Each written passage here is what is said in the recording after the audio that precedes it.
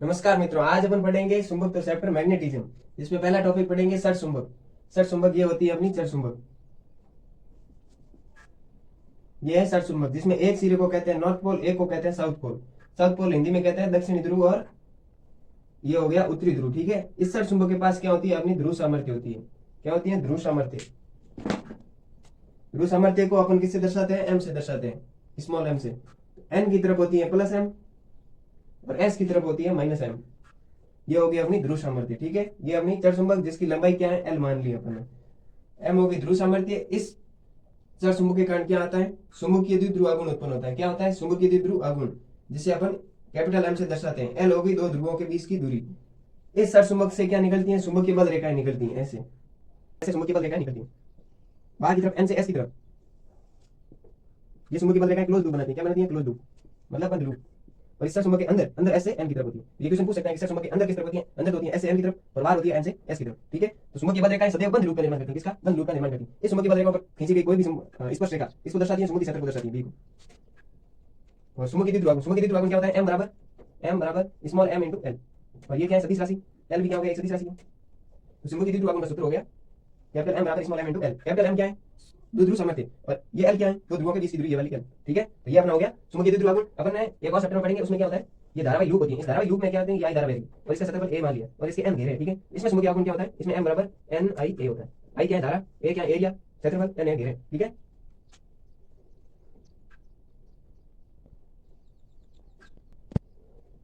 अब देख लेते हैं चुंबकीय द्विध्रुव आघूर्ण की दिशा क्या किस तरफ होती है। ये अपनी होगी तीसरा चुंबक। एक सिरा क्या हो गया? एन हो गया, और एक हो गया एस। इस चुंबकीय द्विध्रुव आघूर्ण की दिशा क्या होती है? इसकी दिशा होती है एस से एन की तरफ। किस तरफ? एस से एन की तरफ होती है। चुंबकीय द्विध्रुव आघूर्ण कैपिटल एम, उसकी दिशा किस तरफ होती है? एस से एन की तरफ होती है। एस से एन की तरफ हमेशा। अब अगला टॉपिक है सर चुंबक की कटिंग। सर चुंबक की कटिंग, ये हो गई अपनी सर चुंबक। एक सिरा एन हो गया, एक हो गया एस। एन की तरफ होता है प्लस एम ध्रुव सामर्थ्य, और एस की तरफ होती है माइनस एम। और इसका ये हो गया एरिया, ये वाला अनुप्रस्थ काट क्षेत्रफल, और ये होगी इसकी लेंथ, लंबाई। तो ये ध्रुव सामर्थ्य क्या होती है? ध्रुव सामर्थ्य स्मॉल एम समानुपाती होती है एरिया के। स्मॉल एम किसके समानुपाती होती है? एरिया के। अगर एरिया याद हो गया तो एम याद हो गया, लेकिन ये ध्रुव सामर्थ्य एल पर निर्भर नहीं करती है, दो ध्रुवों के बीच की दूरी पर निर्भर नहीं करती है। एम क्या है? ध्रुव सामर्थ्य। ध्रुव सामर्थ्य, ध्रुव सामर्थ्य। अब इसकी कटिंग के दो केस देख लेते हैं। पहला क्या हो गया? लंबाई के अनुदिश। लंबाई के अनुदिश। अब इसका अगर मैं चुंबकीय द्विध्रुव आघूर्ण निकालूं तो क्या होगा? एम बराबर स्मॉल एम इंटू एल हो जाएगा। एम बराबर स्मॉल एम इंटू एल हो जाएगा। ठीक है, और लंबाई की अनुदिश कटिंग, ये इसकी लंबाई होगी एल, और यहां से कट कर देते हैं। ये लंबाई की अनुदिश कटिंग करेंगे तो ये क्या हो? दो भागों में बन जाएगी। एक भाग ऐसे बन जाएगा, और ये हो गया दूसरा भाग। यहाँ पर क्या होगा कि इसका अनुप्रस्थ काट क्षेत्रफल पहले क्या है? ए। चुंबकीय द्विध्रुव आघूर्ण क्या है? एम। एम बराबर क्या है? एम इंटू एल, ये वाला। हमने ये वाली यहीं बनेगी। ठीक है, तो ये हो गया प्लस एम, ये एम सी मान लिया, ये एस मान लिया, ये हो गया माइनस एम। ठीक है, अब इसका एरिया क्या हो गया? आधा हो गया। लंबाई की अनुदिश काटा, लंबाई तो सेम इसकी भी एल है, इसकी भी एल है, लेकिन एरिया आधा हो गया तो क्या होगी? ध्रुव सामर्थ्य भी क्या होगी? आधी। यहाँ क्या हो जाएगी? प्लस एम बाई टू, तो यहाँ माइनस एम बाई टू हो जाएगी। तो यहाँ भी क्या हो जाएगी? प्लस एम बाई टू, यहाँ भी क्या हो जाएगी? Minus M by two. ये एन सी हो गया, ये एस हो गया, ये एन हो गया, और ये हो गया एस। तो क्या हो गया? अब किसी एक सीरीज जैसे इसकी निकाल लो, इसकी निकालता हूँ मैं चुंबकीय द्विध्रुव आघूर्ण। तो द्विध्रुव आघूर्ण बराबर क्या होता है? एम इंटू एल होता है। एम इंटू एल होता है, ये क्या फॉर्मूला है? तो इसका निकालने, इसका मैं मान लेता हूँ एम डैश। एम डैश बराबर क्या हो गया? एम का मान क्या हो गया? कोई एक लेना, एम बाई टू हो गया। एम बाई टू हो गया। एल का मान सेम है, एल का मान सेम है। अब इसका क्या था? इसकी और इसकी तुलना करें तो नया चुंबकीय आघूर्ण क्या आ गया? एम डैश बराबर एम इंटू एल की जगह क्या रख सकते हैं? Capital M by two. अर्थात अर्थात क्या हो गया? जब चुंबक को लंबाई के अनुदिश काटते हैं तो उसका एरिया क्या हो जाता है? अनुप्रस्थ काट क्षेत्रफल आधा हो जाता है, इसलिए क्या होता है? चुंबकीय आघूर्ण भी क्या हो जाता है? आधा हो जाता है। और दूसरा केस है लंबाई के लंबवत, लंबाई के लंबवत कटिंग। ये अपनी चुंबक, ये एन हो गया, ये एस हो गया, ये प्लस एम हो गया, ये माइनस एम हो गया, ये इसकी लंबाई एल होगी। ठीक है, और इसका एरिया क्या है? अब इस लंबाई के अनुदिश ऐसे काट दिया, यहाँ से काटे तो इसके दो भाग हो गए। एक सिरा तो एन हो गया, और जहां से कटता है ना एक सिरा जो है उसका जस्ट विपरीत बन जाता है। एक एन है तो दूसरा एस। यहाँ पर एस है तो यहाँ क्या बन जाएगा? एन बन जाएगा। ठीक है, तो एन की तरफ क्या होता है? Plus M. एस की तरफ क्या? Minus M. एन की तरफ क्या होता है? Plus M. एस की तरफ क्या हो गया? Minus M. इसका चुंबक क्या हो गया? दो भाग हो गए। अपने बताएंगे ध्रुव सामर्थ्य। ध्रुव सामर्थ्य क्या होती है? एरिया पर निर्भर करती है, लंबाई पर निर्भर नहीं करती। यहाँ क्या एरिया तो समान है, ये वाला अनुप्रस्थ काट क्षेत्रफल समान है, इसका भी समान है। लंबाई क्या होगी? आधी होगी। क्या होगी? आधी।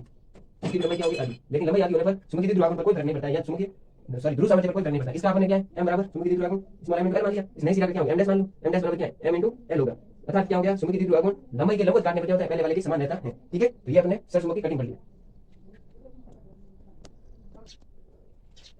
अब अपन एक क्वेश्चन करते हैं। नीचे दिए गए प्रत्येक सर चुंबक का चुंबकीय द्विध्रुव आघूर्ण एम है, क्या है? Capital M. तो निकाय का परिणामी चुंबकीय आघूर्ण ज्ञात करो। पहला दे रखा है ये दो सर चुंबक दे रखी है, इस पूरे निकाय का चुंबकीय आघूर्ण क्या होगा? तो अपन ने पढ़ा था कि पहले चुंबकीय द्विध्रुव आघूर्ण के लिए पहले क्या है? चुंबकीय द्विध्रुव आघूर्ण सदिश राशि है, सदिश के लिए दिशा ज्ञात होनी जरूरी है। इसकी दिशा क्या होती है? चुंबकीय द्विध्रुव आघूर्ण की दिशा हमेशा क्या किस तरफ होती है? एस से एन की तरफ। एस से एन की तरफ होती है। इसके लिए किस तरफ हो जाएगी? इस तरफ मान लो मैंने, एम, इसके लिए भी किस तरफ हो जाएगी, ऐसे, ये हो गया। तो अब दोनों समान दिशा, दोनों की दिशा समान है, दोनों की दिशा समान है, तो आपस में क्या हो जाएंगे, परिणामी समूह के क्षेत्र क्या होंगे, जुड़ जाएगा। सॉरी, परिणामी समूह के द्विध्रुव जुड़ जाएगा। तो एम डैश मान लेता हूँ इस निकाय का पूरे का, तो एम प्लस एम क्या हो जाएगा, 2m, ये अपना 2m हो गया इसका आंसर। अब अगला है, दोनों साइड समूह को कितने 90 डिग्री पर दे रखा है, कितने डिग्री पर, 90 डिग्री पर। तो इसमें पहले सबसे पहले क्या बनाओ, समूह की द्विध्रुव की दिशा बनाओ। समूह की द्विध्रुव की दिशा किस तरफ होती है, ऐसे एम की तरफ, ये अपना हो गया एस और ये हो गया एम, इस तरफ होगी। इसके लिए किस तरफ होगी, इस तरफ। आपस में कितने 90 डिग्री पर। तो परिणामी समूह की क्षेत्र ज्ञात करना है, तो अपने सदिश में पढ़ रखा है फॉर्मूला, जब थीटा कोण पर होते हैं तो अपन कैसे ज्ञात करते हैं, आर बराबर ए का स्क्वायर प्लस बी का square plus 2ab cos theta, और इसका क्या होता है इनटू, ये हमने सदिश में पढ़ रखा है फॉर्मूला। तो ये फॉर्मूला लगाओगे तो यहाँ एम डैश मान लेता हूँ, ए कितना है एम का स्क्वायर, बी कितना है एम का square plus 2m m cos theta, cos कितना, थीटा का मान कितना 90 डिग्री, तो हो जाएगा cos 90 डिग्री, और cos 90 डिग्री का मान कितना होता है 0, और इसको पूरे का क्या हो गया अंडू m का स्क्वायर प्लस m का स्क्वायर, cos 90 डिग्री का मान क्या होता है 0, इसका मतलब ये पूरा पद क्या हो गया 0, तो m का स्क्वायर प्लस m का स्क्वायर और इस पूरे का अंडू m का स्क्वायर प्लस m का स्क्वायर m स्क्वायर, तो m बाहर आ जाएगा m अंडू 2, ये अपना हो जाएगा इसका परिणामी समूह द्विध्रुव अंगूठ। अब अगला सी और डी, ठीक है, इसमें क्या दे रखा है, दोनों समूह आपस में 60 डिग्री कोण पर दे रखी है। तो समूह की द्विध्रुव अंगूठ की दिशा होती है हमेशा एस से एम की तरफ, ठीक है, तो ये हो गया एस, ये हो गया एन, तो समूह की द्विध्रुव अंगूठ की दिशा होगी इसके लिए एम। तो प्रत्येक का क्या दे रखा है, समूह की द्विध्रुव एम दे रखा है, इसकी इसका भी एम, इसका भी क्या हो जाएगा एम। आपस में कितने 60 डिग्री कोण पर, वापस वही वाला फार्मूला डेल्टा निकालने के लिए, आर बराबर ए का स्क्वायर प्लस बी का square plus 2ab cos theta, 2ab cos theta, और इसका ये हो गया अंडू। तो अपन ने एम डैश मान लेते हैं इसका परिणामी, तो m का स्क्वायर प्लस m का square plus 2m into m और cos 60 डिग्री। अब cos 60 डिग्री का मान कितना होता है, cos 60 डिग्री बराबर 1/2 होता है, ठीक है, और इसका हो गया ये अंडू। तो m का स्क्वायर प्लस m का स्क्वायर 2m का स्क्वायर, 2m का स्क्वायर प्लस ये क्या हो जाएगा 2m का स्क्वायर, और cos 60 का मान कितना था 1/2, तो ये 2 से ये 2 कट जाएंगे, इस पूरे का अंडू, तो कितना हो गया 2m स्क्वायर प्लस यहाँ क्या बच गया m का स्क्वायर, तो क्या हो जाएगा 3m का स्क्वायर, इसका अंडू m निकल जाएगा बाहर m अंडू 3, ये इसका परिणामी समूह की द्विध्रुव अंगूठ आ जाएगा। अब इसका क्या करें, ये 4 शर्त दे रखी है, और सभी क्या है समूह की द्विध्रुव अंगूठ m दे रखा है, इसमें किस तरफ होगी दिशा, s से n की तरफ, ये हो गया m, इसमें s से n की तरफ, ये मान लेते हैं सेम, इसमें s से n की तरफ, ये हो गया, और इसमें s से n की तरफ, ये हो गया।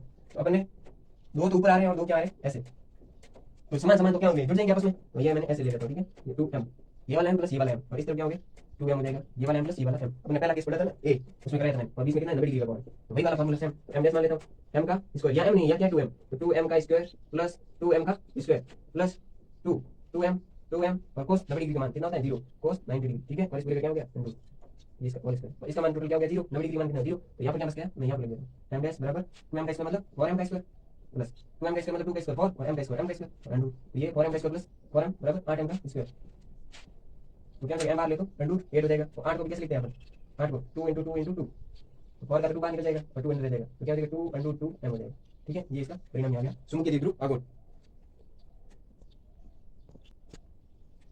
अब अगला क्वेश्चन है, हमने एक समूह ले ली, इसकी लंबाई क्या दे रखी है l दे रखी है, ठीक है, और इसका समूह के द्विध्रुव अंगूठ का मान दे रखा है m, इस समूह का समूह के द्विध्रुव अंगूठ मान कितना दे रखा है m दे रखा है। अब इस समूह को क्या है मोड़ दिया हमने, मोड़ का क्या बना दिया अर्धवर्ग बना दिया, r त्रिज्या का क्या बना दिया अर्धवर्ग, ये अपनी r त्रिज्या का अर्धवर्ग बना दिया, ठीक है। तो अब पूछा है कि नया समूह के द्विध्रुव अंगूठ क्या होगा, नया समूह के द्विध्रुव अंगूठ क्या होगा, अपन को पता है समूह के द्विध्रुव अंगूठ का फार्मूला क्या होता है m बराबर m into l, m into l, l क्या है कि दोनों ध्रुवों के बीच की सीधी दूरी लेते हैं। अब इस ध्रुव और ये मोड़ा तो इस ध्रुव और इस ध्रुव के बीच की सीधी दूरी कौन सी होगी, ये होगी, ये कितनी होती है 2 पाई r होती है, सॉरी 2r होती है ये वाली दूरी, और ये इसकी लेंथ पूरी कितनी l है, ये कितनी होती है 2r, क्योंकि ये क्या हो गया व्यास हो गया, ये क्या है अर्धवर्ग है, इसलिए ये व्यास क्या हो गया 2r, तो यहाँ पर क्या आ जाएगा m into 2r, ठीक है, m into 2r हो गया। अब यहाँ से अपन देखें तो क्या होता है ये l बराबर क्या होगा, l बराबर क्या होता है पाई इंटू r, इसकी परिधि r का मान क्या है पाई इंटू r होगा, नहीं होगा, क्यों, देखो पूर्ण वर्ग की परिधि क्या होती है 2 पाई r, आपकी कितनी हो जाएगी परिधि, आपकी परिधि कितनी हो जाएगी पाई इंटू r होगी, नहीं होगी, दो को भाग देंगे तो, ठीक है, तो l बराबर क्या हो गया पाई इंटू r, तो 2r की r बराबर क्या हो जाएगा, r बराबर हो जाएगा l बाई पाई हो जाएगा, तो यहाँ पर मान रख देंगे m इंटू 2 r का मान कितना l बाई पाई हो गया, ठीक है। तो आपने देख लिया कि ये m दे रखा है, m क्या होता है m into l, m into l, m into l की जगह m रख देते हैं, ये m रख दिया, ये 2 का 2 अपॉन पाई, ठीक है, तो क्या माना गया 2m अपॉन पाई, ये अपना नया समूह के द्विध्रुव अंगूठ हो गया, इसका m डैश मान देते हैं, ठीक है, ये m डैश, तो नया समूह के द्विध्रुव अंगूठ का मान कितना आ गया 2 कैपिटल m अपॉन पाई, ठीक है, ये अपना क्वेश्चन हो गया। अब अगला है समूह की क्षेत्र, समूह की क्षेत्र ज्ञात करना, समूह के किसी अक्ष पर या फिर निरक्ष पर या किसी बिंदु पर समूह की क्षेत्र कैसे ज्ञात करेंगे। तो पहला है अक्ष पर स्थित किसी बिंदु पर समूह की क्षेत्र, ये हो गया अपनी समूह, ये हो गया n, ये हो गया s, n की तरफ क्या होता है प्लस m, s की तरफ होता है माइनस m, ये हो गया बिंदु p, इस बिंदु पर हमको ज्ञात करनी है, क्या करनी है समूह की क्षेत्र का मान ज्ञात करना है। तो अपन को पता है समूह की द्विध्रुव अंगूठ की दिशा s से n की तरफ, तो ये मैंने दर्शा दी।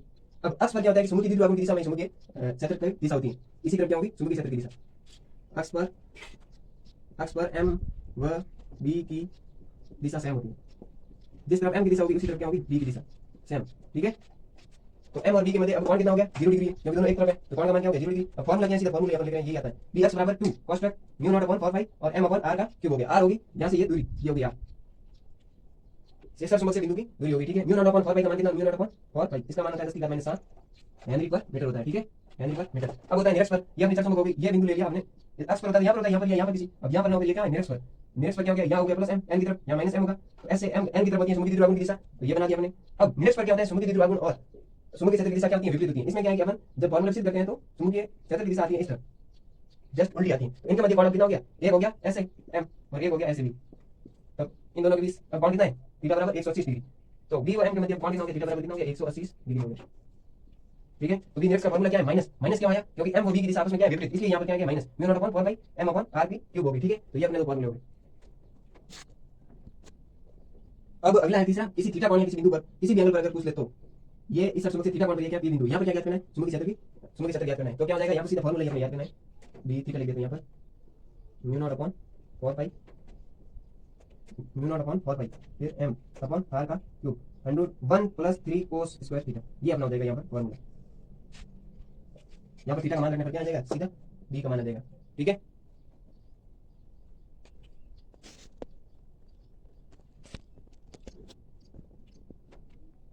अब अगला टॉपिक है सर चुंबक को बाह्य चुंबकीय क्षेत्र बी में रखने पर लगने वाला बल, लगने वाला बल, ये अपने बाह्य चुंबकीय क्षेत्र हो गया बी, इस तरफ लगेगा। ठीक है, ऐसे। ठीक है, तो ये हो गया एस, ये हो गया एन, एन की तरफ प्लस एम, ये क्या ध्रुव सामर्थ्य, एम बराबर ध्रुव सामर्थ्य, ध्रुव सामर्थ्य, सामर्थ्य, और एस की तरफ हो गया माइनस एम। थीटा कोण पर रखा दिया, तो इस पर बल का मान क्या होगा, अपन इलेक्ट्रोस्टैटिक्स में पढ़ते हैं F बराबर Q इनटू ई पढ़ते हैं। इसी तरह यहाँ पर क्या हो जाएगा, ये ऐसे यहाँ पर क्या है माइनस एम, माइनस एम है तो चुंबकीय क्षेत्र की दिशा विपरीत बल लगेगा, F बराबर एम इनटू बी हो जाएगा, एम इनटू बी। और ये क्या है प्लस एम, तो चुंबकीय क्षेत्र की दिशा में बल लगेगा यहाँ पर, एम बराबर यहाँ पर मान क्या आ जाएगा, एम इनटू बी। तो ये अपने चुंबकीय बल का मान आ गया, एम बराबर क्या होता है, एम इनटू बी, एम क्या है ध्रुव सामर्थ्य, मैंने ऊपर लिख दिया, बी है चुंबकीय क्षेत्र।